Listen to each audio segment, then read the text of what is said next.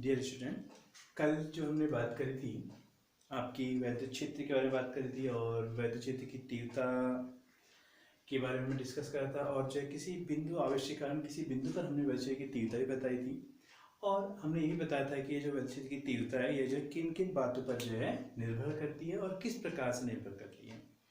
तो इसके बाद अब हम आज आगे चलते हैं और आज का हमारा जो टॉपिक है वो है हमारे पास वैद्युत द्विध्रुव तथा द्विध्रुव आघूर्ण। दो चीजें यहाँ पर हैं, एक हमारे पास वैद्युत द्विध्रुव है और एक हमारे पास उस वैद्युत द्विध्रुव का जो है आघूर्ण। अब दोनों में क्या डिफरेंस है, माइनस और डिफरेंस देखते दोनों में। इंग्लिश में इसको इलेक्ट्रिक डायपोल बोलते हैं और इसको जो है electric dipole moment. Electric words में थोड़ा सा देर के लिए लंबा होता है इसलिए इसको छोड़ रखा है, लेकिन आप समझ जाइए कि वैद्युत द्विध्रुव और वैद्युत द्विध्रुव आघूर्ण, ठीक है। क्योंकि जो एक ये वैद्युत पढ़ रहे हैं, एक क्या होगा हमारे पास चुंबकीय होगा। और एक बात आपके दिमाग पे और डाल दो, एक बात आप और ध्यान देंगे कि जो हमारा कैसे कंसेप्ट यूज हो रहा है, यानी कि हम जो है जो इलेक्ट्रिक फील्ड और इलेक्ट्रिक फील्ड इंटेंसिटी टॉपिक्स हम जो आगे चल रहे हैं, ये टॉपिक आप थोड़ा सा ध्यान से देखिए, क्योंकि आप इस टॉपिक को जितनी गूढ़ता से समझेंगे, आपके पास आगे जो आपके पास थर्ड यूनिट होगी वहां पर आपके पास चुंबकीय क्षेत्र की तीव्रता, चुंबकीय द्विध्रुव, ये सारी चीजें आपको चुंबकीय में मिलेंगी। और ये भी एक वेक्टर क्वांटिटी है, वो भी एक वेक्टर क्वांटिटी है। और वेक्टर क्वांटिटी का जो कंसेप्ट होता है वो थोड़ा सा अगर हम ना समझे उसको, अगर बेसिक समय थोड़ी सी पता ना हो तो हमें थोड़ा सा ये दिक्कत करते हैं। इसीलिए आप जो है इस टॉपिक को जो है अच्छे समझने का प्रयास करें, जितना हो सकता है आप 100% डेडिकेट होके टॉपिक को देखने का प्रयास करें। समझ में नहीं आता है तो उसको आप जो है पर्सनली पूछने का भी आप प्रयास कर सकते हैं, पूछ सकते हैं कि यहाँ पे प्रॉब्लम है, क्या हो सकता है, क्या तो आपकी प्रॉब्लम को जो है सॉल्व करने का जो है प्रयास किया जाएगा। ठीक हो गया, तो हम आगे आते हैं। अब देखिए यहाँ पर बात हो रही है हमारे पास वैद्युत द्विध्रुव और द्विध्रुव आघूर्ण। तो पहले एक माइनस और दोनों में डिफरेंस करते हैं कि आखिर ये चीज है क्या। वैद्युत द्विध्रुव अगर हमसे कहते हैं, वैद्युत द्विध्रुव कहते ही हमारे दिमाग में कौन सी बात क्लिक होनी चाहिए, और द्विध्रुव आघूर्ण कहा जा रहा है तो हमारे दिमाग में कौन सी बात जानी चाहिए। तो अगर हम वैद्युत द्विध्रुव की बात करें तो जो वैद्युत द्विध्रुव है यानी कि इलेक्ट्रिक डायपोल जो है, ये जो है ये ए टाइप ऑफ सिस्टम है, यानी कि एक प्रकार का हमारे पास क्या है, ये निकाय है। सबसे सिंपल सी बात, ये क्या है हमारे पास, एक निकाय। ये बात आपके दिमाग पर होनी चाहिए। और दूसरा अगर हम बात करते हैं कि जो इलेक्ट्रिक डायपोल मूवमेंट है ये क्या है, ये हमारे पास एक टाइप की जो फिजिकल क्वांटिटी है। फिर से बोल रहा हूं, जो वैद्युत आघूर्ण वो क्या है, एक प्रकार की फिजिकल क्वांटिटी है, जो है एक भौतिक राशि है। तो जो भौतिक राशि होती है, आपको पता है कि जब अगर कोई भौतिक राशि है तो वह जो है कोई ना कोई काम करती है, यानी कि कोई ना कोई जो चीज वो जो क्या करेगी, मेजर करेगी, किसी न किसी चीज का वो जो है मापन करेगी। ठीक है, भौतिक राशि यानी कि इसको हम बोल सकते हैं फिजिकल क्वांटिटी हमारे पास है। ठीक हो जाएगा। अब यह जो अगर भौतिक राशि इतनी बात कर रही है, भौतिक राशि अगर है तो मापन किससे करें, तो यह जो है जो हमारे पास ये वैद्युत द्विध्रुव होता है, इस वैद्युत द्विध्रुव की जो है शक्ति का मापन करता है।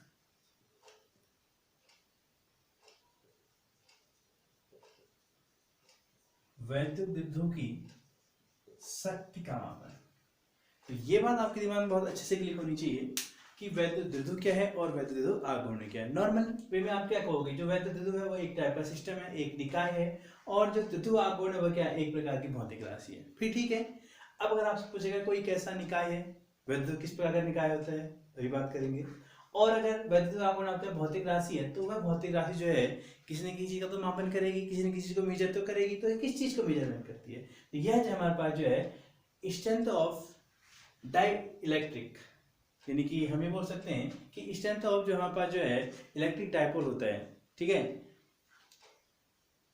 उसका क्या करती है, ये मेजर करती है। ठीक है, इलेक्ट्रिक डायपोल क्या करती है, उसकी पावर का, यानी कितनी उसकी स्ट्रेंथ है, कितनी पावर है, उसका करेगी, ये मेजर करेगी। कौन, इलेक्ट्रिक डायपोल मूवमेंट। अब ये निकाय है, तो वैद्युत द्विध्रुव जो है एक ऐसा निकाय है, ठीक है, एक सिस्टम होता है इस सिस्टम में हमारे पास क्या होते हैं, तो हमारे पास बिंदु आवेश होते हैं लाइक दिस वे, और ये जो बिंदु आवेश होते हैं, ये बिंदु आवेश मान लीजिए हमने कहा कि एक बिंदु आवेश ए है और एक बिंदु आवेश क्या है, बी है। ये दो बिंदु आवेश होते हैं और इन पर जो आवेश होते हैं, क्योंकि द्विध्रुव कह रहा है तो दो ध्रुव होंगे, एक पोल ही हो गया, एक पोल हमारे पास ये हो गया, ठीक है। इसकी जो ईस्टर्न त्रिज्याति है वो ऑलवेज माइनस क्यू, इसकी जो ईस्टर्न रहता है वो प्लस का, यानी कि ये जो निकाय है ये एक ऐसा निकाय होता है जिस पर दो समान परिमाण तथा विपरीत प्रकार के बिंदु आवेश होते हैं और वह जो है एक दूसरे से जो है अत्यंत अल्प दूरी, इस अल्प दूरी को हम 2l, कहीं पर 2a रट गया है, 12 दूरी पर स्थित होते थे, ठीक है। तो ये कैसा निकाय है, ये जो निकाय है इसमें क्या होता है, समान परिमाण तथा विपरीत प्रकृति के बिंदु आवेश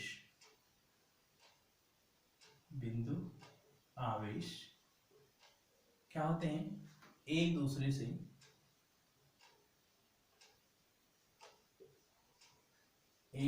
से अल्प दूरी 12 पर स्थित होते हैं। तो ये एक ऐसा निकाय है जिसमें क्या होता है कि समान परिमाण, क्यू समान परिमाण है तथा विपरीत प्रकृति, एक माइनस है एक प्लस है, ठीक है। आवेश एक दूसरे से अल्प दूरी 12 पर स्थित होते हैं। ये हमारे पास क्या है, एक वैद्युत द्विध्रुवीय सिस्टम होता है, ये इस प्रकार का एक सिस्टम होता है, ठीक है।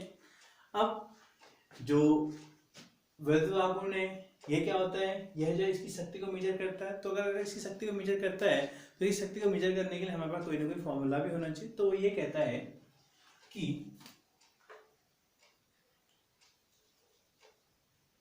किसी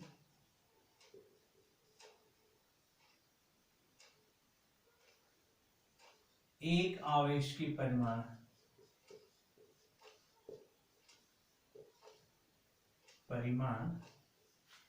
किसी एक आवेश के परिमाण तथा उनके बीच की दूरी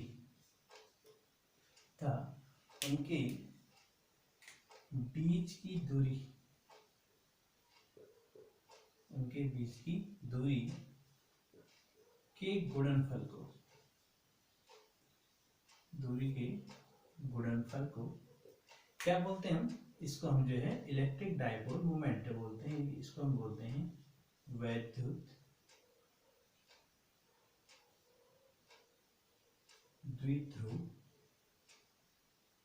आघूर्ण,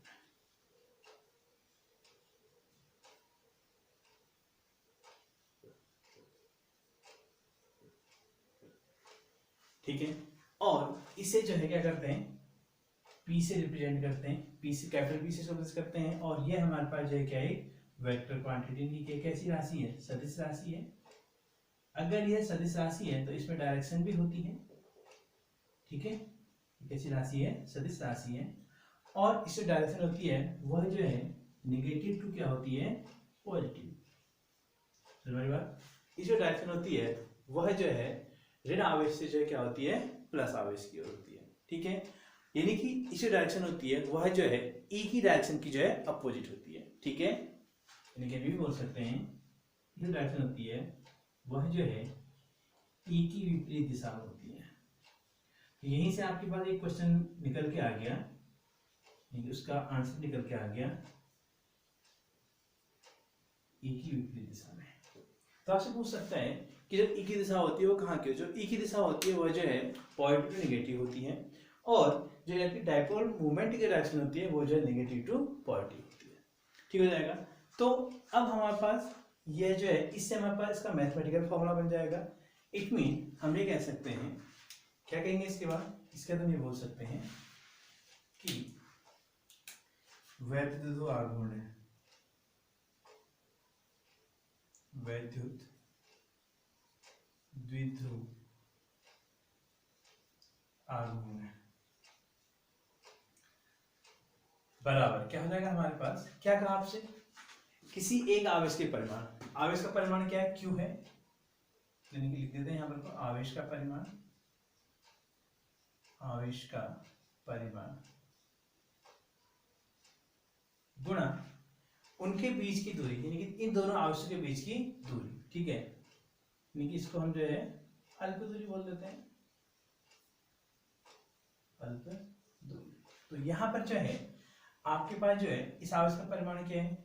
Q है, और इसकी दूरी कितनी है? 12 है। डिवाइड किसको करते हैं? इसको P से। इट मीन P जो था उसको लिखा था, ऐसा लिख सकते हैं 2QL। अब इसके मात्रक की बात करते हैं, इसकी यूनिट,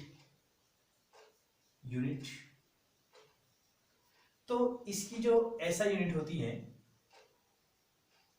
ऐसा यूनिट वो होती है आपके पास कूलाम मीटर, ठीक हो जाएगा, कूलाम मीटर हुई।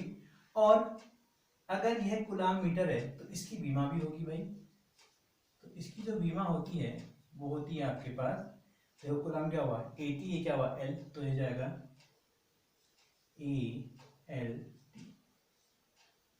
ये क्या होती है? इसकी विमा होती है, ठीक है। अब इसके बाद यहाँ पर जो है इसकी क्या होती है? एक प्रैक्टिकल यूनिट भी होती है, यानी कि एक प्रायोगिक मात्रक भी इसका होता है, ठीक है। क्या होता है इसका? प्रायोगिक मात्रक।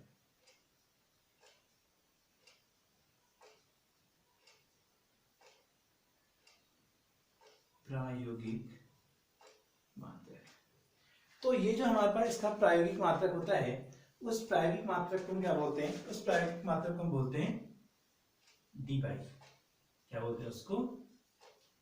डी बाई, ठीक है। तो डी बाई जो होता है ये क्या होता है?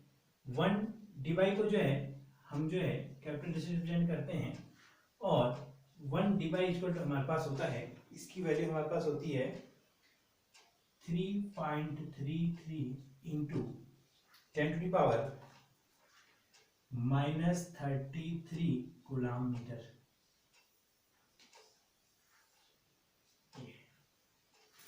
ठीक है, आई बात समझ? तो जो है ये चीज आपको जो है पता होनी चाहिए कि आपके पास जो है इसका एक ऐसा यूनिट होती है, ऐसा यूनिट आपके पास कूलाम मीटर हुई, और ये आपके पास प्रायोगिक यूनिट होती है, ये होती है डी बाई, और एक डिवाइड होता है 3.33 इंटू 10⁻³ सेंटीमीटर, यानी कूलाम मीटर। सेंटीमीटर नहीं है, सेंटीमीटर नहीं पढ़ेंगे इसलिए आपको डैश लगा दिया है, इसको आप जो है कूलाम मीटर बोलेंगे, ठीक है। तो ये आपके पास हल्का सा कंसेप्ट था वैद्युत आघूर्ण में, ठीक है। इसके बाद आपसे पूछा जाए वैद्युत के अगर आपसे एग्जाम्पल पूछ जाए तो नॉर्मली आपके पास एग्जाम्पल हो जाते हैं HCl इसका एग्जाम्पल हो गया, H2O इसका एग्जाम्पल हो गया, NH3 इसका एग्जाम्पल। तो इस तरह से ये चीज जो है आपके पास, ये जो है क्या होते हैं? इसके एग्जाम्पल होते हैं, ठीक है। इनमें जो है 2 ध्रुव पाए जाते हैं, ठीक।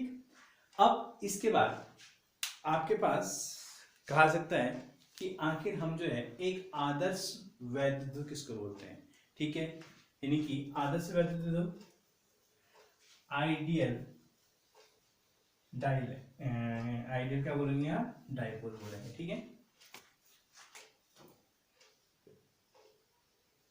आइडियल डाइपोल, तो आइडियल डाइपोल किसे कहते हैं? यानी कि आदर्श द्विध्रुव, और वैद्युत आप लगा देना इसके आगे, या इसको जो है पॉइंट डाइपोल भी बोलते हैं, ठीक है। आइडियल ऑब्लिक, इसको हम जो है क्या बोलते हैं? Point dipole.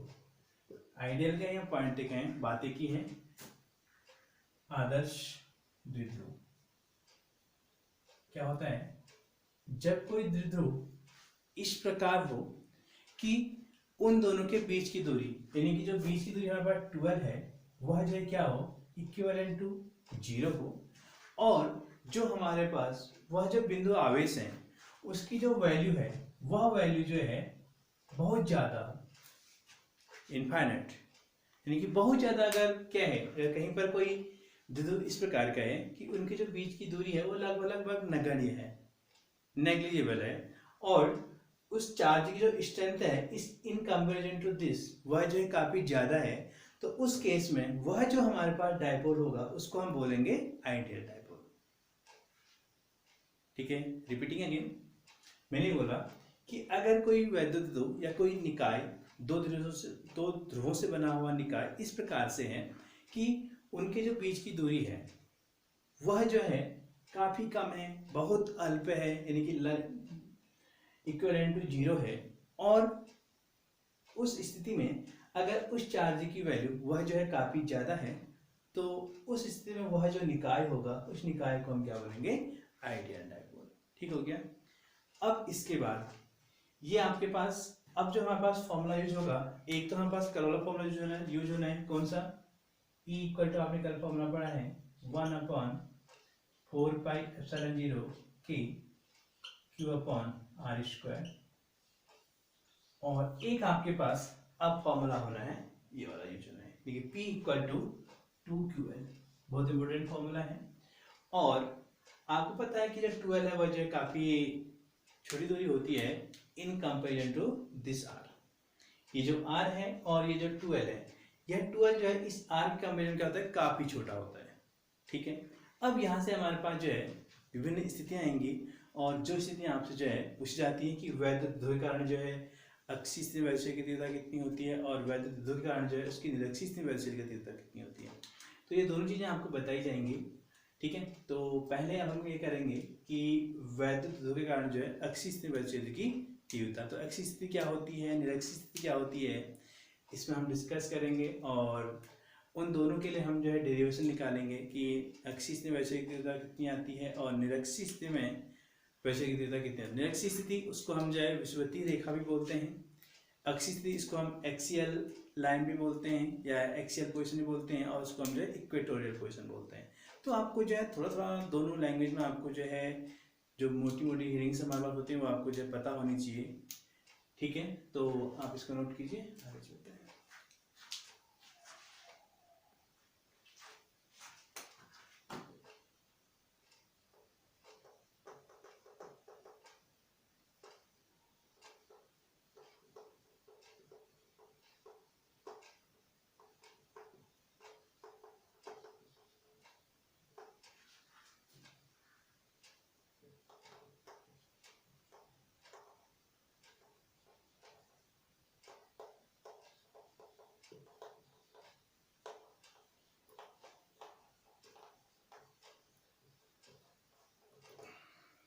ठीक है, तो आपके पास क्या है, वैद्युत द्विध्रुव के कारण उसकी अक्षीय स्थिति में वैद्युत क्षेत्र की तीव्रता, काफी इंपॉर्टेंट कंसेप्ट टॉपिक है आपका ये भी, और इसके बाद जो डेरिवेशन हम पढ़ेंगे, नहीं काफी इंपॉर्टेंट टॉपिक।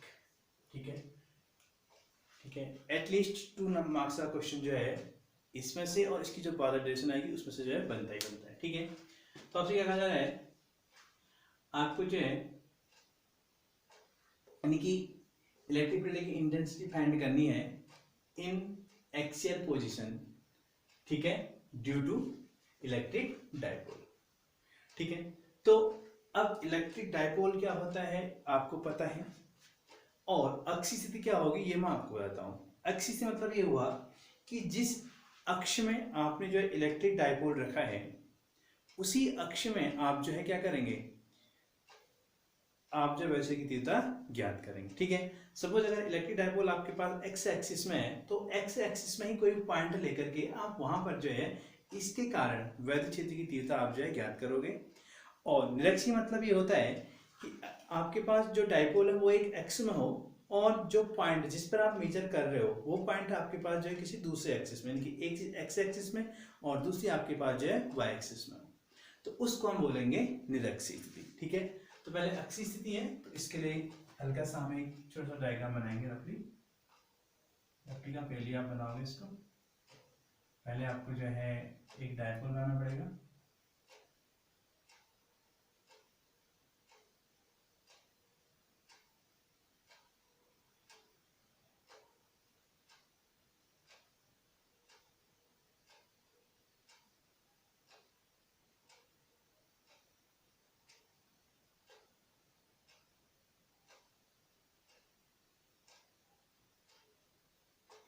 ठीक हो गया।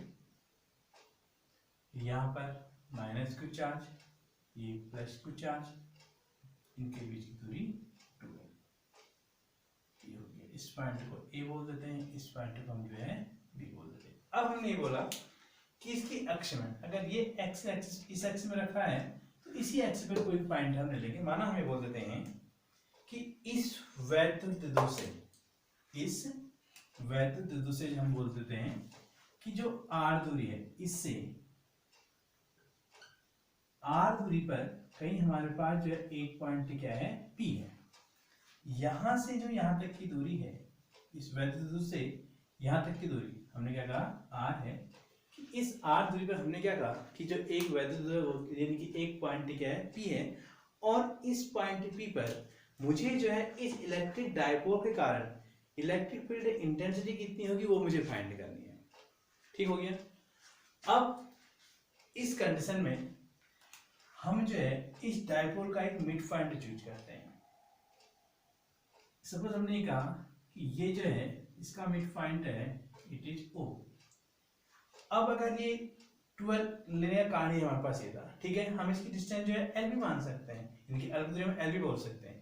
लेकिन जब हम डेरिवेशन करेंगे तो यहाँ पर जब हम इस डिस्टेंस को लेते हैं, क्योंकि हमेशा जो इंटेंसिटी मेजर की जाती है वह जो है इस इलेक्ट्रिक डायपोल के मिड पॉइंट से हम लेते हैं डिस्टेंस, ठीक है। इस सिरे से और इस सिरे से लेंगे हम जो है यहाँ पर से इनकी डिस्टेंस, हम जो है इनकी जो भी पॉइंट मान के हम जो है यहाँ से मानेंगे, ठीक है। यानी कि हम इसमें एक चीज गलत हो रही है हमारे पास, सॉरी, ये जो डिस्टेंस लेते हैं, थोड़ा सा जो बोला गया है उसको आप थोड़ा सा इग्नोर करें। ये जो हम डिस्टेंस लेते हैं कि जिस पॉइंट पर हम जो है इलेक्ट्रिक फील्ड की इंटेंसिटी मेजर कर रहे होते हैं, उस पॉइंट की डिस्टेंस हमेशा हम जो है जो इलेक्ट्रिक डायपोल होता है उसके मिड पॉइंट से लेते हैं। आ रही बात सुनने? फिर से बोल रहा हूँ, चाहे वो अक्षीय स्थिति हो, चाहे निरक्षीय स्थिति हो, चाहे हमारे पास व्यापक स्थिति हो, हमें जिस बिंदु पर इलेक्ट्रिक फील्ड की इंटेंसिटी फाइंड करनी होती है उस पॉइंट की दूरी हम हमेशा जो है जो इलेक्ट्रिक डायपोल होता है उसके मिड पॉइंट से लेते हैं। ठीक, ये इसका मिड पॉइंट हो गया। इसके मिड पॉइंट से हम बोलते हैं कि ये आर दूरी पर एक पॉइंट क्या हमारे पास पी है, और इस पॉइंट पी पर हमें जो है इस इलेक्ट्रिक फील्ड की इंटेंसिटी फाइंड करनी है। ठीक, अब ये जो ओ है इस डायपोल का अगर मिड पॉइंट है तो इट मीन यहाँ से यहाँ तक की डिस्टेंस भी एल होगी, और यहाँ से यहाँ तक की डिस्टेंस भी क्या होगी, एल होगी। ठीक हो गया। अब अगला स्टेप क्या होगा, ये चीज आप समझ आ गई। अब मैंने कल भी आपको बताया था कि जिस पॉइंट पर हमें वैद्युत क्षेत्र की तीव्रता निकालनी होती है उस पॉइंट पर हम क्या करते हैं, एक टेस्ट चार्ज को लेट करते हैं। तो हम मान लेते हैं कि यहाँ पर जो टेस्ट चार्ज है तो कितना है हमारे पास, Q0 है। ठीक, अब हम जो है जो कल में डेफिनेशन पढ़ी थी कि बिंदु आवेश किसी बिंदु पर वैद्युत क्षेत्र की तीव्रता, उसको हम ध्यान रखेंगे और हम बिंदु आवेश जोड़े। इस डायपोल में बिंदु आवेश कहाँ है, एक पॉइंट बी पर है, एक पॉइंट ए पर है। तो इस पॉइंट बी से हम यहाँ की डिस्टेंस लेंगे, और ये डिस्टेंस आपको कितनी मिल रही है, डिस्टेंस आपको मिल रही है r माइनस एल। यहाँ से यहाँ तक r है, यहाँ से यहाँ तक l है, तो डिस्टेंस कितनी जाएगी, इस टोटल में से इतनी डिस्टेंस सब्ट्रैक्ट हो जाएगी तो यह डिस्टेंस मिल जाएगी r माइनस एल। और इसके कारण जो डिस्टेंस हमें मिलेगी इस पॉइंट पी की, वो कितनी मिल जाएगी हमें, वो मिल जाएगी हमें r प्लस एल। कितनी मिल जाएगी, r प्लस, इसमें क्या है, यहाँ से यहाँ तक r है और ये क्या है, l है, तो टोटल डिस्टेंस यहाँ से यहाँ तक कितनी जाएगी, r प्लस l। ये काम हो गया।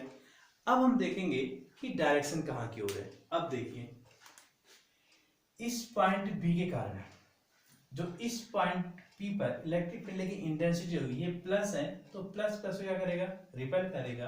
यानी कि इस पॉइंट B के कारण जो वैद्युत की तीव्रता होगी वह जो है EB होगी, और यह जो EB होगी यह जो है BP दिशा में होगी। किस दिशा में होगी, यह जो है, ये आप लिखना जरूरी क्योंकि वेक्टर क्वांटिटी है, इसलिए आपके पास डायरेक्शन जरूर होगी। क्या होगी, BP दिशा में, BP दिशा में। ठीक हो गया। अच्छा, अब ये माइनस है तो माइनस प्लस को क्या करेगा, अपनी ओर अट्रैक्ट करेगा। तो इसके कारण, इस आवेश के कारण, ये माइनस के आवेश के कारण जो इसकी इंटेंसिटी हो जाएगी उसकी डायरेक्शन कहाँ की ओर आएगी, इधर की ओर आएगी, इसको हम बोल देंगे ई ए।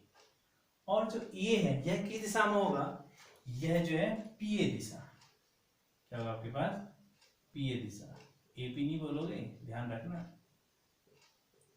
पी ए दिशा में, ठीक, इसी क्लियर होगी।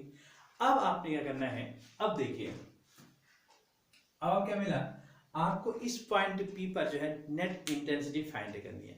अब आपने वेक्टरों की योज्यता या वेक्टरों का संयोजन आपने 11th क्लास में पढ़ा होगा, काफी अच्छे से आपने पढ़ा होगा, क्योंकि वहां तो वेक्टर वाला पूरा कंसेप्ट आपका है। तो अब इस पॉइंट पी पर आपको जो है नेट इंटेंसिटी फाइंड करनी है। तो अब आप क्या देख रहे हैं, अगर यह एक ही ओर होते तो जुड़ जाते, चाहे यहाँ की ओर होते चाहे यहाँ की होते, जुड़ जाते, ठीक है।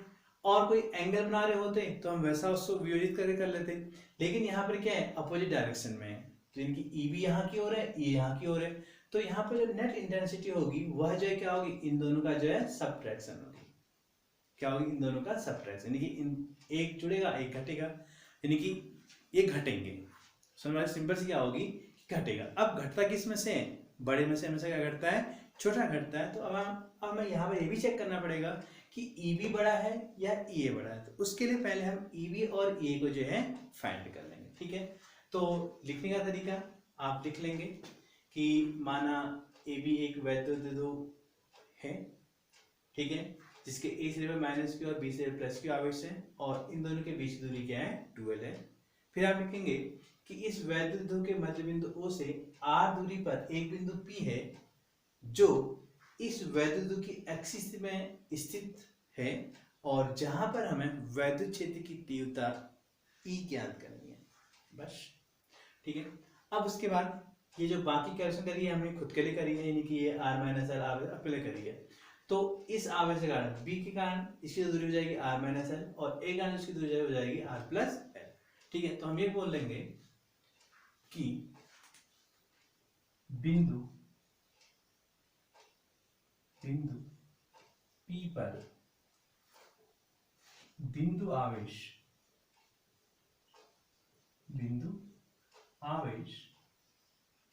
B के कारण वैद्युत क्षेत्र की तीव्रता, ठीक है, वैद्युत क्षेत्र की तीव्रता क्या है, B का कितने हमारे पास EB है, तो EB बराबर क्या हो जाएगा, फॉर्मूला हम कौन सा यूज करेंगे, कल आपको बताया था, E इक्वल टू कितना होता है, 1/4 pi epsilon 0 K Q upon R square, ठीक है। तो EB इस B के लिए कर रहे हैं, तो EB बराबर कितना है, 1/4 पाई एप्सिलॉन 0, तो आएगा आएगा, K भी आएगा, और यह हमारे पास जो है Q है, तो Q के प्लेस पे Q ही आएगा, और R कितना हो जाएगा, R हो जाएगा हमारे पास R माइनस एल, इसका होल स्क्वायर, ठीक जाएगा। ये हमारे पास समीकरण 1 होगी। अब ऐसे ही बिंदु P पर हम जो है A आवश्यक निकाल लेंगे, चलो इसको कर लेते हैं, तथा बिंदु P पर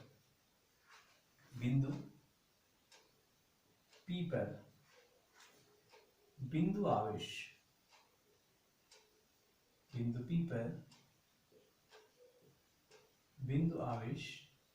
A के कारण निकाल देते हैं, A के कारण वैद्युत क्षेत्र की तीव्रता,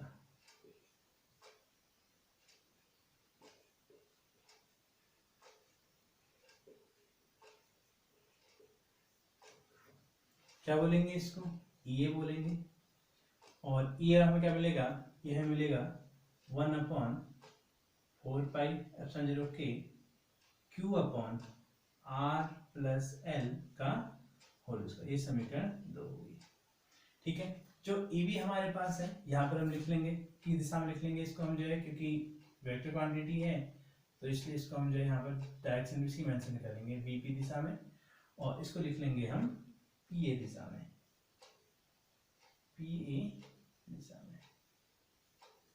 ठीक है। अब हम लिखेंगे यदि बिंदु P पर बिंदु P पर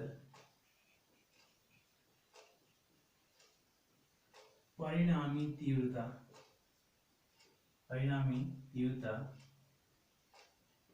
E हो तो E बराबर, अब क्या होगा? अब परिणामी तीव्रता अभी कह रहा हूं, अगर ये दोनों एक ही डायरेक्शन में होते तो जुड़ जाते, अब विपरीत दिशा में तो घटेंगे। अब अगर जब ये घटेंगे तो आप हमेशा बड़े में से क्या घटेगा? छोटा घटेगा। तो आपको ये तय करना है कि EB और EA में से आखिर बड़ा कौन सा है। तो अब देखिए, मैं यहाँ पर समझाऊंगा, इसको मैं इरेज करूंगा, आप थोड़ा ध्यान दीजिए, ठीक है। हमने जो है EB बराबर क्या लिखा है? EB इक्वल टू हमने लिखा 1/4πε0K Q upon R minus L का होल स्क्वायर, और ये हमने लिख दिया है 1/4πε0K Q upon R plus L का होल स्क्वायर। अब इन दोनों क्वांटिटीज में आप देखिए 1/4πε0K Q, ये दोनों में क्या है? इक्वल है, यानी कि कौन छोटा है कौन बड़ा है इसका डिसीजन लेगा 1/R माइनस L का होल स्क्वायर और 1/R प्लस L का होल स्क्वायर। अब आपको पहले ये पता होना चाहिए कि R माइनस L बड़ा होगा या R प्लस L बड़ा होगा। तो ऑब्वियसली बात है कि जो R प्लस L है वह छोटा होगा, किससे? R प्लस L से। मैं क्या बोल रहा हूं इस बात पे आप ध्यान दें। मैंने ये बोला कि जो R माइनस L है वह छोटा होगा R प्लस L से। इट मीन जो R माइनस L का होल स्क्वायर होगा वह इससे और भी छोटा होगा। इट मीन अब ये है हमारे पास अपॉन में, तो अपॉन में क्या हो जाता है? जस्ट इसका उल्टा, यानी कि हम ये बोल सकते हैं कि 1/R माइनस L का जो होल स्क्वायर है वह गर्दन किससे होगा? 1/R प्लस L के होल स्क्वायर, यानी कि ये मान जो है इससे क्या हो गया? बड़ा हो गया। अब अगर ये मान बड़ा हो गया तो इस मान की डिपेंडेंसी किससे है? EB से है, और इसकी डिपेंडेंसी किससे है? EA से है। इसका मतलब क्या हुआ? इसका मतलब ये हुआ कि जो EB होगा वह क्या होगा? EA से बड़ा होगा। तो यानी कि जब हम परिणामी तीव्रता निकालेंगे तो उसके लिए क्या करेंगे? हम EB में से किसको सब्ट्रैक्ट करेंगे? EA को सब्ट्रैक्ट करेंगे, यानी कि EB माइनस EA। अब यहां से हम एक डिसीजन पे और पहुंचे, ठीक है, यानी कि EB का मान ज्यादा है, यानी कि कहने का मतलब ये है जो हमारे पास परिणामी वेलोसिटी की तीव्रता होगी वह जो है EB की ओर होगी। कहाँ होगी? EB की ओर होगी, ठीक है। यानी कि हम ही बोल सकते हैं, अब EB क्या है? प्लस, ठीक है, यानी कि ये इसकी डायरेक्शन क्या होगी? इसकी डायरेक्शन जो है माइनस Q से प्लस Q की ओर होगी, इस तरीके से, ठीक है। परिणामी वेलोसिटी की तीव्रता इधर की ओर होगी, और इधर की ओर ही किसकी डायरेक्शन है? इधर की ओर ही इस वैद्युत के वैद्युत आघूर्ण की डायरेक्शन है। वैद्युत आघूर्ण की डायरेक्शन भी कहाँ की ओर होती है? माइनस से प्लस की ओर, माइनस Q से प्लस Q की ओर। और हमारे पास जो नेट इंटेंसिटी आ रही है उसकी डायरेक्शन भी कहाँ है? इधर की ओर है। इट मीन अक्षीय स्थिति में जो वैद्युत क्षेत्र की दिशा होती है वह जो है वैद्युत विद्युत की दिशा की ओर ही होती है, या ये बोल सकते हैं कि इस स्थिति में जो वैद्युत विद्युत की दिशा होती है वही जो है वैद्युत क्षेत्र की दिशा भी होती है। किस स्थिति में? अक्षीय स्थिति में, ठीक है। तो ये आपके पास यहाँ से परिणामी तीव्रता निकल जाएगा E = EB माइनस EA। अब आप इसको जो है सॉल्व करें, ठीक है। ये सारा कंसेप्ट आपको समझ में आ गया होगा, कैसे जो है हमने इसको बड़ा कहा, कैसे हमने दूसरे को छोटा कहा, ठीक है। तो मैंने तो पॉज करके आप इसको देख लीजिएगा।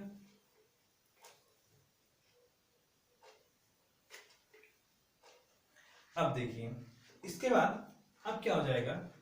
जो E हमारे पास जाएगा वो हो जाएगा EB कितना है? 1/4πε0K Q upon R minus L का whole square minus 1/4πε0K Q upon R plus L का होल स्क्वायर। जो चीज कॉमन है उसको आप लिख लीजिए। मैं इस डायग्राम को भी इरेज करता हूँ, आपने थोड़ा कंफ्यूज करेगा इसलिए मैं इसको इरेज कर दे रहा हूँ, ठीक है।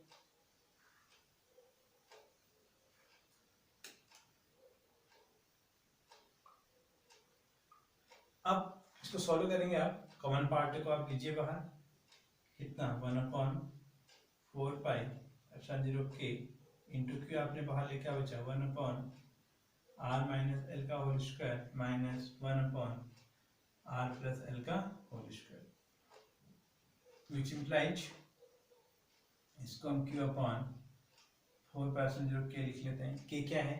k जो है उस माध्यम का प्रवर्तांक है जो है यहाँ पर बीच में रखा हुआ है, ठीक है। ये आपके पास सॉल्व करके क्या हो जाएगा, ये जाएगा आपके पास r प्लस एल का whole square minus r minus L का होल स्क्वायर अपॉन, यहाँ देखिए इसको हम कुछ ऐसा लिख सकते हैं, चलो ऐसा पहले मैं ऐसा लिखता हूँ, ठीक है। नेक्स्ट टाइम मैं इतनी लंबी चौड़ी कैलकुलेशन नहीं करूँगा, मैं शॉर्ट में करूँगा, ठीक। इसको आप a प्लस बी के होल स्क्वायर से ओपन कीजिए और डायरेक्टली अगर आपको इसकी वैल्यू आती है, आपने पढ़ा होगा, क्या पढ़ा होगा कि जो a प्लस बी का whole square minus a minus B का होल स्क्वायर होता है वो कितना होता है, वो आपके पास आता है 4ab।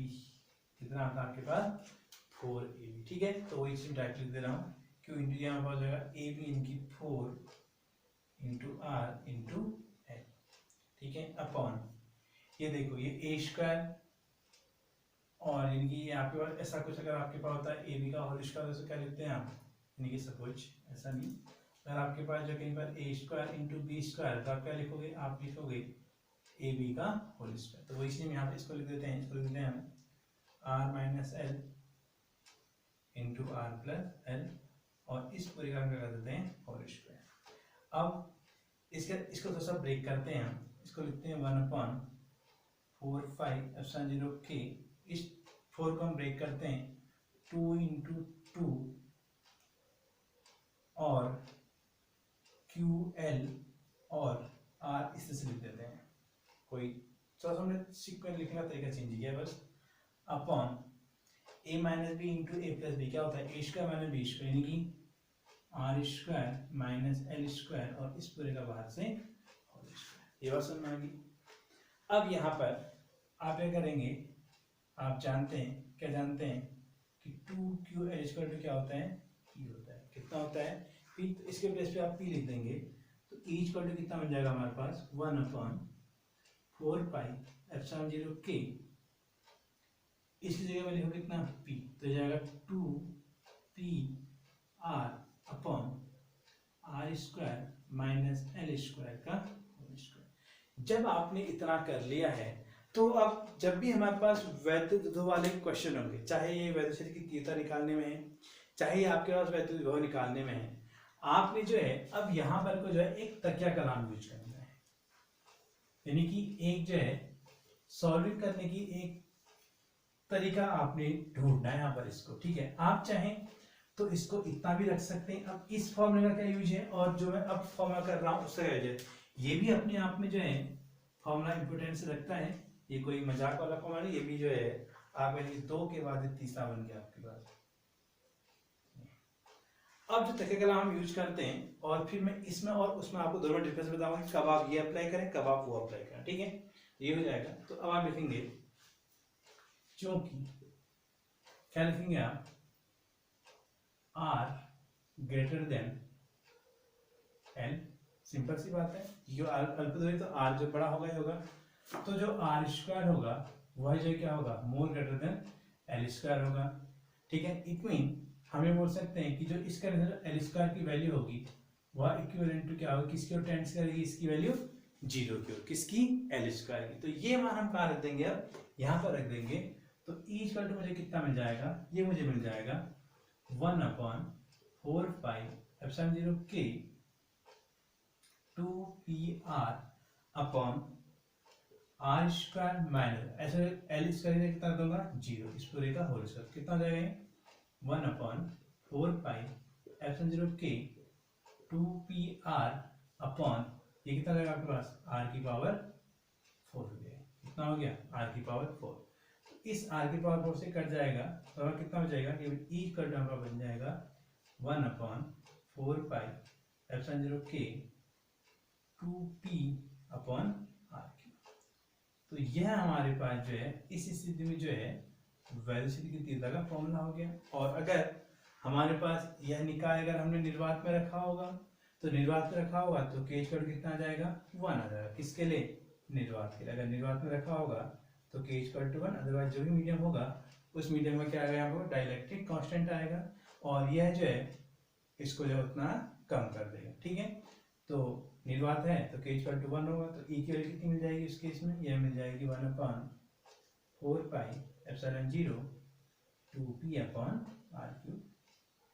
और फॉर न्यूमेरिकल हम इसको कितना लिख सकते हैं, E equal to 9 into 10⁹ 2p upon R cube. मात्रा क्या हो जाएगा इसका, न्यूटन पर कूलम। अब बात ये आई कि मैंने एक फॉर्मूला यहाँ पर ये बता दिया, एक फॉर्मूला मैंने यहाँ पर ये बता दिया।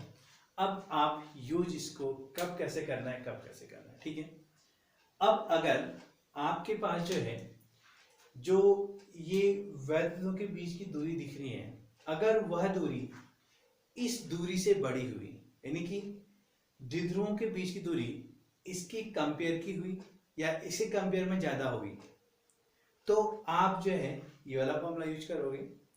और अगर ये जो इनके बीच की जो 12 है, उस 12 का जो मान है वह आर का मान अगर काफी छोटा है, तो तब आप जो है ये वाला फॉर्मूला यूज करोगे।